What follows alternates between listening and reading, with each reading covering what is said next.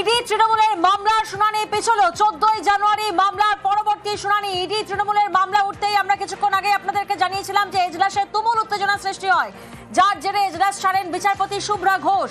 হাইকোর্টের এজলাসে ব্যাপক চিৎকার চেঁচামেচি হয়। বিচারপতির অনুরোধের সত্ত্বেও শুরু হয়নি শুনানি। এবং এবার যে খবর সামনে আসছে, ইডি তৃণমূলের মামলার শুনানি পেছলো 14ই জানুয়ারি মামলার পরবর্তী শুনানি। ইডি তৃণমূলের মামলা উঠতে এজলাসে উত্তেজনা সৃষ্টি হয়। এজলাস ছাড়েন বিচারপতি শুভ্রা ঘোষ। আর এবার ইডি তৃণমূলের মামলার শুনানি পেছল 14ই জানুয়ারি মামলার পরবর্তী শুনানি। বিচারপতির অনুরোধও শুরু হয়নি শুনানি। হাইকোর্টের এজলাসে ব্যাপক চিৎকার চেঁচামেচি হয়। ঠিক সেই সময় যখন ইডি তৃণমূলের মামলা ওঠে এজলাসে, তারপরেই এজলাস ছাড়েন বিচারপতি শুভ্রা ঘোষ। 14ই জানুয়ারি মামলার পরবর্তী শুনানি। ইডি তৃণমূলের মামলার শুনানি পেছল 14ই জানুয়ারি মামলার পরবর্তী শুনানি।